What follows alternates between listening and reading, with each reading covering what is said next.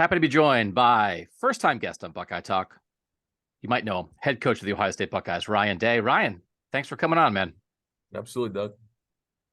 So we want to talk about the legacy of the great Dwayne Haskins, a year removed from his tragic passing. And we know that that shocked everybody around the program. And I really do think it's important to understand what happened in that 1 year when he was running this Ohio State offense, because it's not just that he set every record in the book and that you guys established, kind of a new way of playing offense at Ohio State.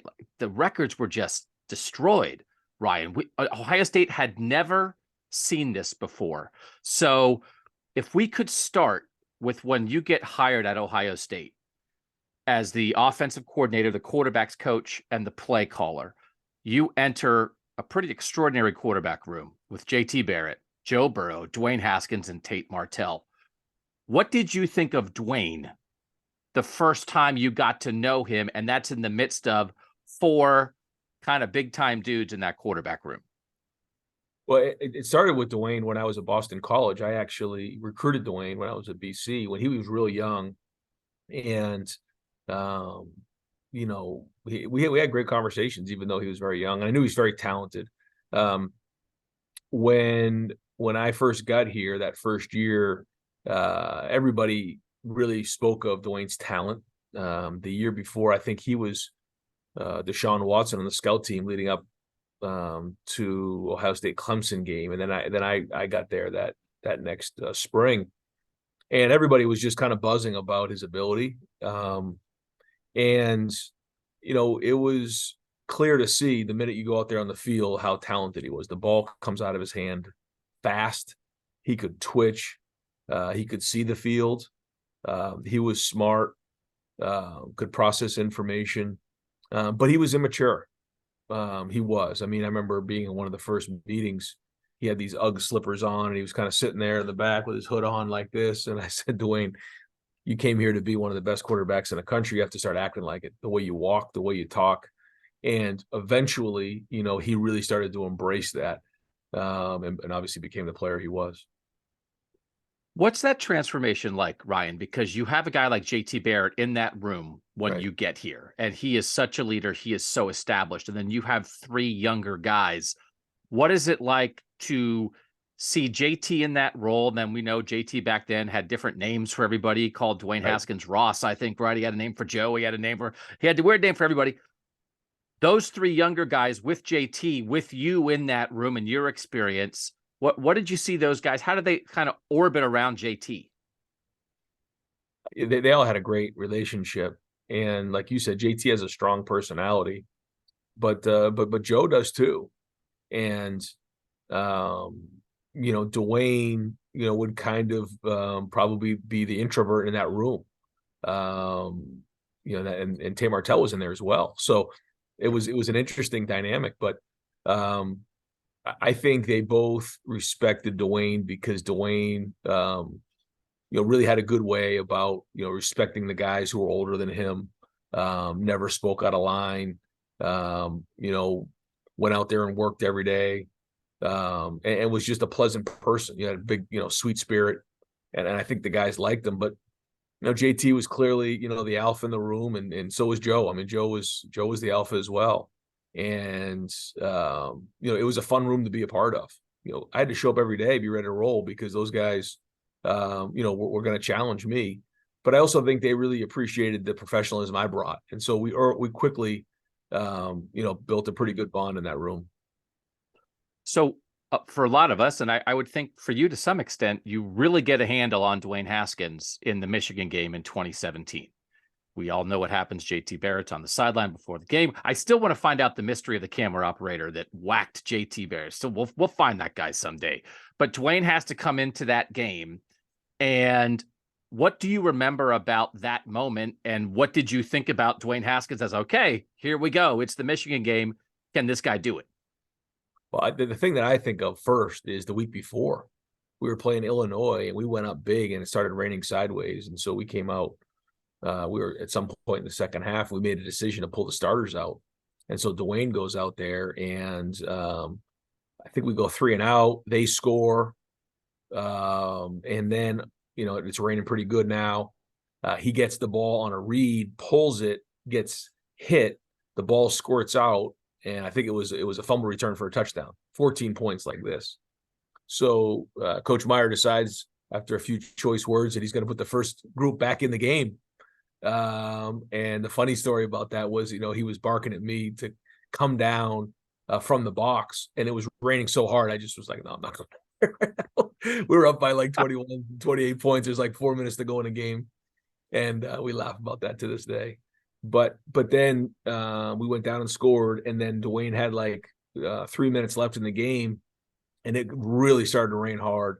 And he drove us right down the field, handled the weather. And in that moment, I think that allowed him to be ready for the moment the next week. And that was my first rivalry game. And for it to start with, hey, I think JT might be out before the first kickoff. It was like, what is going on right now? And JT, toughed his way through the first half. And then Dwayne has to go in the game because it buckled on him there in the third quarter. And I remember him, he's got his glove on and he's calling for the ball with the clap, and the line can't hear because it's a loud environment. We go off sides. I said, oh boy. And I just remember thinking to myself, the only chance he's got right now at first play in this rivalry is to just throw his fade ball. He throws a great fade ball. And sure enough, we got the right coverage. He kind of looked off the safety and fired it up. And Austin Mack really made an unbelievable catch, pulled it in. And then a few plays later, he scrambled down the right sideline, got the ball down to the 2-yard line. We score a touchdown there. And that kind of led us on from there. And he made some big third down throws in that game. And that kind of at that moment proved that he was ready to be the starter at Ohio State. So Ryan, again, this is just remarkable when you go back and really try to look at the context of it. And I can remember before you got here, Urban Meyer in 2016 is saying, we're going to throw the ball better next year. That was an issue for Ohio State. It's a playoff team in 2016, but it's just not where it needs to be. 2016 Ohio State averages 214 passing yards per game. Your first year as the offensive coordinator in 2017, 263 passing yards per game. That's a big jump. It's 50 yards a game. 2018, 364 passing yards a game.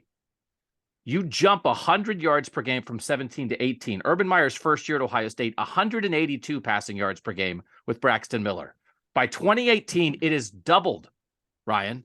This is a sea change, and it is you in year 2 as a quarterback's coach, the offensive coordinator, calling the plays, and Dwayne Haskins as the guy running the show with Terry McLaurin and Johnny Dixon and Paris Campbell and KJ Hill and all the guys you had on offense there. What did you feel like you were charged with when you got here to Ohio State, that Urban Meyer bringing you in wanted to do offensively? And how do you explain going from 214 the year before you got here, 263 in year 1, 364 passing yards in year 2 for your run? It's almost hard to believe. Well, I think the first thing is the recruiting that happened. The staff before I got to Ohio State, they did a great job of recruiting the quarterbacks that were in that room. Certainly JT, was one of the best players in Ohio State history. But then also, Joe and Dwayne were both first-round draft picks. That was really a great job of recruiting. So the first thing was that room was loaded. But when I left Boston College to go to the NFL, one of the things that I wanted to do was I wanted to become an expert. I kind of figured that we were playing USC when I was at Boston College, and we were 28-point underdogs and beat them on a Saturday night. And that was a great night. It was just, one of the great wins being a coach. And I remember, I think we had almost 600 yards of offense. And the next day, it was like in the paper, it was, all about the Red Sox. I was like, geez, not really getting the return on the investment here. So I remember thinking to myself, I got to become an expert at something, and I think that, really wanted to become an expert at throwing the football, the technique of throwing the football in the pro passing game. So when I went with Chip to the Eagles and then on to the 49ers, that was really what I tried to dive into, and just be the best in the world at that. And so when I spoke with Coach Meyer about that, leading into that next year, that's what I talked about. I said, I feel like this is something that I've done. I've worked hard at, and, he really wanted to develop the passing game, and, he felt like he was going to, really allow some new ideas and, give him a lot of credit. He did, I mean, he was going to challenge you on, what you had conviction in. And if you had conviction, he was going to let you do it. And I think he really let us run with that. Kevin was a big part of that as well. But certainly, plays are plays. They're no good unless you get really good players. And certainly Dwayne was a big part of it. So that idea, Ryan, you get here in 17. JT Barrett's JT Barrett. He's one of the great players in Ohio State history. He's a great runner of the football. He can also throw it. And I remember when you were here the first year, you guys are running mesh routes, and we're like, mesh routes? Oh my gosh, mesh routes. Let's talk to Ryan today about mesh routes. And it's just the evolution of this passing game, right? But then JT, that JT's moving on. So this is 18. Now you're okay. You've become an expert in this. But now you've got to find the guy, right, that you can maybe even mold a little bit more. You guys had a lot of success in 17 with JT. Mm-hmm. This quarterback battle, it's Joe Burrow and Dwayne Haskins that spring. We're in the 5-year anniversary of that. What are you thinking there of, okay, I've become an expert in this. I know what I want this passing offense to be. I know what Urban Meyer has charged me with. And now we have to find the new guy to run the show here. Where was your head? What's that evaluation process like as you have Dwayne and Joe in that situation? Well, it started in the off season, and I really thought Joe got after it during mat drills. I mean, he was competitive. I remember he was going up against one of our tight ends in a tire pull. And to this day, I still tell all the quarterbacks when they're here, when we get into mat drills, that Joe Burrow would have kicked your ass in a tire pull. And, and I say it to get him fired up, but I also say because it's true. He had that edge to him, very intelligent, and he made it really hard. I mean, it was hard because Dwayne came off of the rivalry game. He came off of that win and showed up in a big way where Joe was coming off of that hand injury, because leading up to that injury, he was really making a lot of progress, and so we didn't really, make the decision that Dwayne was the starter. We just kind of let Joe know that right now Dwayne was a little bit ahead of Joe, and that we felt like we needed to make sure that he understood that that's where he stood, because we wanted to be transparent, and that was hard. And it didn't mean that Joe wasn't going to be the starter the next year. It's just right now he was ahead, and if we were to play a game tomorrow, he would start. Joe thought about it long and hard. I know he talked to Cincinnati. We had talked, every couple of days to see how things were going. And then when he decided to go to LSU, it was certainly, hard for him to do. I mean, he was in tears. We're all in tears. But it was not easy, certainly. And, to see him go on and do what he's done was unbelievable. And to see him still come through the facility means a lot to us. But yeah, that was a really fierce battle, and they both did great. To me, when we talk about Dwayne and all the things that Dwayne did, that will be something that will always be remembered, is that we see what Joe Burrow is. And in that moment, Dwayne Haskins was ahead of him. That says a lot to me because I can remember writing off the spring game, and what do I know? But Dwayne made a throw in the spring game, I think a touchdown in the corner of the end zone. It was just the kind of throw, and I was like, I think it has to be him. It did. Dwayne, Joe did a lot of things great. Dwayne could sling it, man. And from the outside, it felt like, man, with what you guys are trying to do, this guy has the arm and the touch. It is hard to say no to that. Was that part of what you guys were thinking? Yeah, there's no question. And the talent was there. The talent was, you just saw it. I mean, you saw it at a young age, but you could just see the talent just pouring out of him.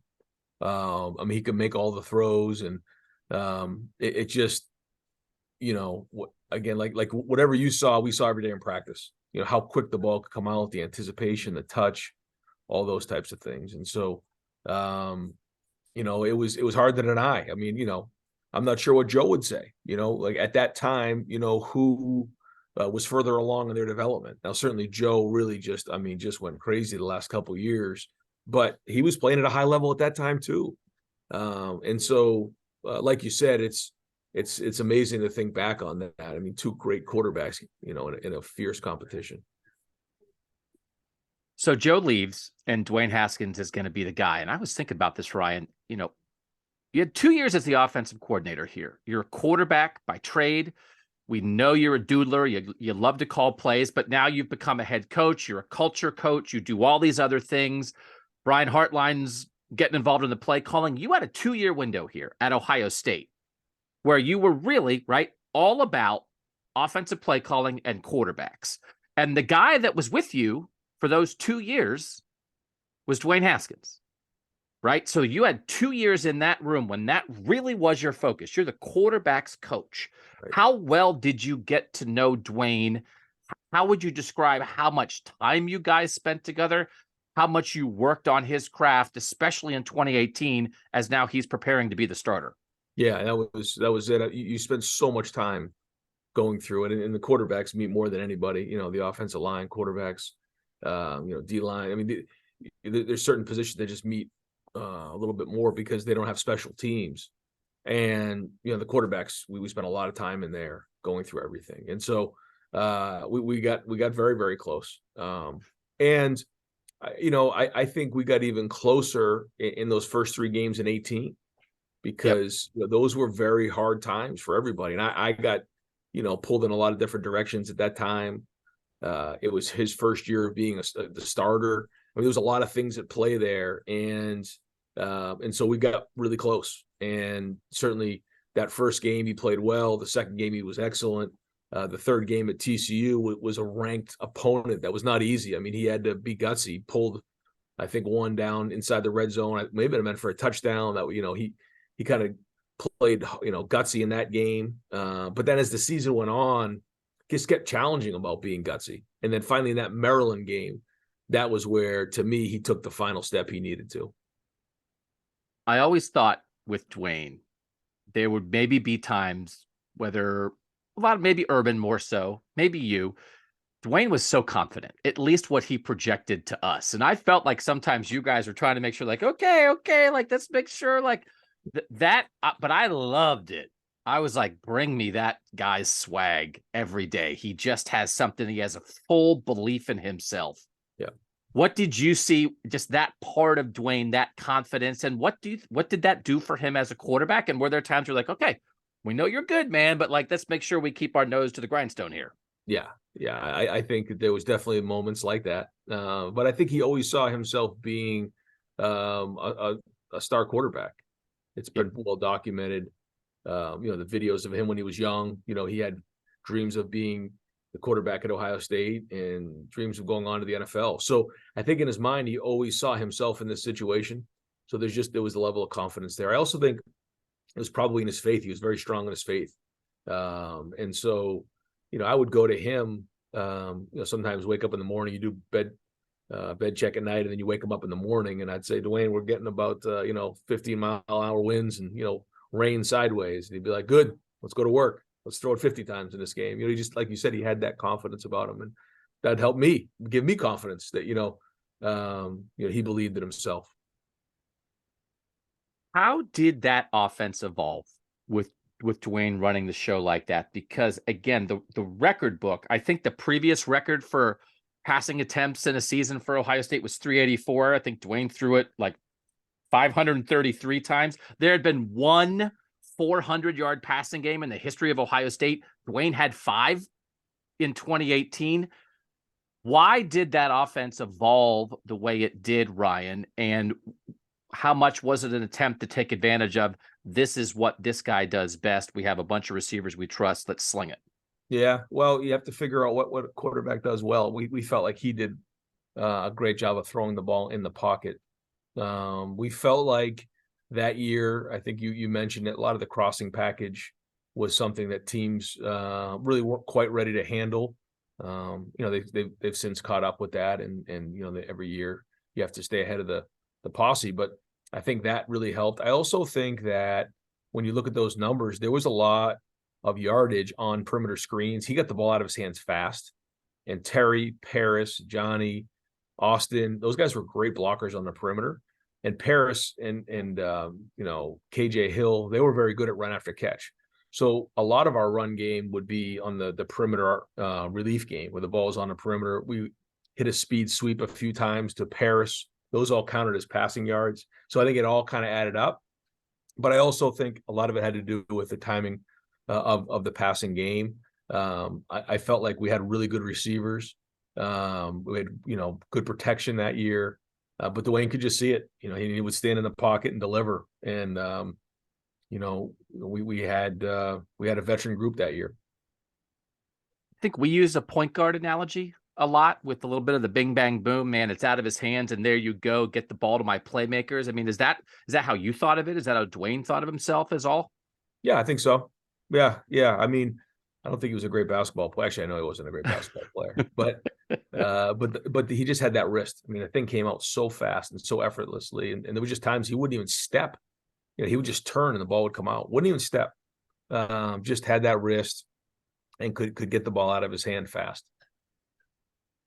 Ryan, when you think about where Ohio State is now as a program, as an offense, as a passing offense, what you guys do in recruiting, in particular at the quarterback and receiver position, what did that 2018 season, what did that Dwayne Haskins season and all those receivers, how important was that to what Ohio State football and the Ohio State passing game and offense is today? Well, I remember when I got here, talking to folks in recruiting and families, and I one of my things that I wanted to do was make it quarterback you, and I say that to our staff all the time. If you're coaching the linebackers, it should be linebacker you. If you're coaching the DBs, it should be DBU. If you're coaching the O-line, it should be O-line you. When you're at Ohio State, you get the best of the best. So it's your job as an assistant coach to make it that way. And I think with the year that we had in 18 and with Dwayne, it gave credibility to what we were doing here. And then it continued to build from there. I think people really enjoyed watching that season. They liked watching Dwayne. And then that really helped with certainly with Justin, gave credibility, with him coming here, CJ, and he wore number, 7. And so, there was a lot that went on there. And then obviously, then you saw the influx of receivers. And I think that all goes hand in hand, with how everything went in 18. When you are a quarterback's coach and a play caller like that, Ryan, and certainly would apply to head coach, and we know obviously quarterback's the most important position in sport. How do you develop faith in a quarterback? How does he develop faith in you? How did you and Dwayne, in getting to know each other in 17, through the quarterback battle in the spring of 18, again, you spend so much time together. By the time, and you mentioned the Maryland game at the end, he's running for big yards there. By the time you really get to the end of 2018, how connected did you feel like you and Dwayne were? Yeah, very connected. Very connected. Yeah. You just spend so much time together, and you're just, when you're in a meeting, one of the biggest things that I would talk about all the time is, okay, here's a play. Why are we calling this? Why am I calling this play? And if he spits out why, hey, to get a completion, to take a shot, we're calling it to get half back. There's all the different things that this is why when the play comes in, why it's being called. What coverage we're looking for. We've already talked about where in the game this is probably going to get called, what we're trying to get done. And when he can communicate that, which as the season went on, it just got more and more clear. We were getting on the same page, that now you're really doing something. And, the tough thing was it was only 1 year on the field together. That was probably the hardest part of all of that. I remember sitting with him after the Rose Bowl, and he was thinking long and hard about it. And, you spend so much time with somebody to finally get them to where, they have an opportunity to be a first-round draft pick, and then they have to leave early. That's probably one of the hardest things that I've had to go through here. It's just, you get that guy in the third year and they're gone. So, but that's kind of what it was like. And he was somebody who grew every week. Justin was obviously just a different type of quarterback. We've seen it in the NFL. What Justin can do with his legs is so rare.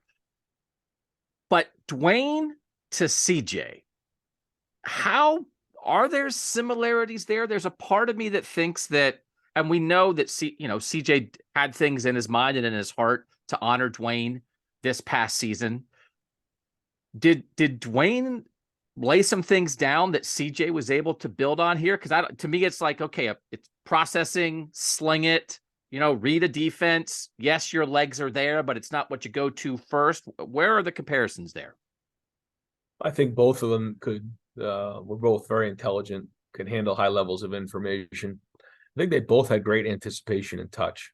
They could see someone's body language. I call it spatial intelligence. To understand when maybe somebody on defense is going to move right, move left, where their eyes are looking. If they're going to break on a ball, just the spatial and body language intelligence is something I think both of them really were excellent at. I think they both were really good in the pocket. Really good on third down, really good in the red zone. Very competitive. But it's fun to watch some of the same plays that we ran back then with Justin and then with CJ. Because you get to see the different styles, but the same play. So Ryan, obviously with what you're doing now, and certainly on this podcast, in a lot of ways, we've been talking about how you're trying to, clear your plate a little bit on some stuff. You have so many head coaching duties now with NIL, with the portal, with recruiting, with running a team and establishing a culture. But back in the day, right? You're just a kid from New Hampshire who loved to play quarterback, loved to dial it up. When you're getting to know a guy like Dwayne Haskins and you're sitting in a room, in your quarterback room, you're getting a game plan ready, just how much was that? How fun was that, right? When you and Dwayne and everybody else in that room are getting ready, like, here's the assignment this week. Here's how we're going to attack them. Yeah, it was a blast. Yeah, it was a blast. Just to come up with the game plans and just feel like you were gonna go score 60 points a game on folks. At that time it was exciting because the receivers were just so engaged. They were just hungry every single day to come in because what we were doing, throwing the football and just come up with new concepts and different ways to come up with some of those crossing routes at the time and just find be creative, like not completely change the offense, but come up with twists and different things that can keep the defense on their heels, that can create explosives and playing with tempo. And so that stuff was great. And every week you come to the table with some new stuff. You put it in on Tuesday, see what you like, throw some stuff out, clean some stuff up for Wednesday. And then there's third down red zone. That was always fun, trying to figure out how we're going to score touchdowns. And then you clean it up on Thursday, walk through on Friday, then you're playing on Saturday. And when you have a rhythm going like that's the fun part of coaching. And that's why I got in this thing. You're in your office right now as we talk, being in there, right? You have a Matt Ryan jersey in there, right? I think you have a Dwayne Haskins jersey in there. How do quarterbacks, and I'm not going to say that defensive line coaches and secondary coaches and running backs coaches don't have the same relationship with their guys, but there's such a complication to the game plan and that you have to be so connected. How do your quarterbacks stay with you, Ryan? How does Dwayne Haskins, and we know he's gone, but he'll never be forgotten. How does Dwayne stay with you when you guys have to be in such lockstep to have the success you had while he was here? When you say stay with you, like just, going through, what do you mean by that? I guess I mean, are there things, will you be doing things when you are maybe thinking about a set of plays or a way that you want to attack somebody and maybe you'll remember something that you did with Dwayne or that's something like, okay, I remember Dwayne and I worked this out. And now that is something that we apply to all the quarterbacks who come through Ohio State. Like just that you work with somebody that close. I don't know how they maybe influence what you do going forward. Oh, 1,000%. I mean, yeah. I mean, that comes up in meetings all the time is every year you have a different quarterback. And so there's a different style to the offense. The offense doesn't change, but there's a different flavor, and I think you can appreciate that just seeing the different years, how it looks. And so, that year we learned a lot, whether, because he wasn't much of a runner, although when he had to, he did, it was more of an RPO relief, maybe the run game wasn't as high, but there was all those perimeter throws. And, there was something we learned a little bit in the Purdue game, about the red zone. There's all kinds of different things you learn. And then we changed when we had Justin, and we kind of went back to that with CJ, because, we didn't run CJ as much. Justin, he ran more. We had more design runs or reading somebody at the line of scrimmage. And so, with Justin, it was more of that with downfield shots, where with CJ and Dwayne, it was more of the drop back passing game, RPO, and when CJ had to run, obviously in the Georgia game, he did, and the same thing with Dwayne. But that wasn't the first thing that they were great at. It was a little bit down the list. Their specialty, and what's one of the things I say about a quarterback is, like, you want them to have something extraordinary, some sort of extraordinary trait. And each quarterback has their own, and hopefully that's the idea. But yeah, I talk to the staff about that all the time. Like, okay, here are the things that we did with Dwayne. Do those fit now, or what did we learn? Because if we're going to go down that road, here are some of the obstacles in a way. What would you say was Dwayne's extraordinary trait? Yeah, I think it was how quickly the ball came out of his hand and his accuracy. Okay. He could read a defense. He could. But that ball came out of his hands so fast and so efficiently, and it was accurate. If you threw routes on air, that ball wouldn't touch the ground. If we did 7-on-7, and we ran, 20 plays, 18 of them were complete. I mean, he didn't miss throws. And that's very similar to CJ. CJ didn't miss a lot of throws. When you come to practice, you rarely see that ball on the ground. And if it was, something went wrong. And that is an extraordinary trait. Last thing, Ryan, I talked about that red zone stuff, like against Purdue, right? There's that play early in the game. I think the pass to Terry, I think it's a nanosecond off. If you guys complete that for a touchdown, who knows how that game unfolds? I still think in the end, man, I would have liked to see you guys get your shot in the playoff there, because the way you threw it, yep, puncher's chance against anybody, right? Absolutely. Yeah. It's, you start thinking about, some of those things, man. It's crazy to go back on, but yeah, I know exactly what play you're talking about. We were in a 2-by-2 set and we were running the jet sweep. We kind of had it set up, and Terry came in and kind of went back out, and it was about an 18-mile-an-hour wind that day. And he kind of put a little too much air on it. Probably should have drove it a little bit more, but I think we had 5 trips in the red zone. And then I think we had to kick 5 field goals, or maybe that's not it, but it was close to that. And ultimately, that's what I feel like hurt us that day. But those are the things you learn. When you have a passing offense, you're going to have to make sure that, you can handle the red zone. You got to be able to run the ball down there, and you got to find ways to score. And part of that is with the quarterback's legs, which, we learned later on that year, in that Maryland game, like we got down there, he had to run for us, and he did a good job of it.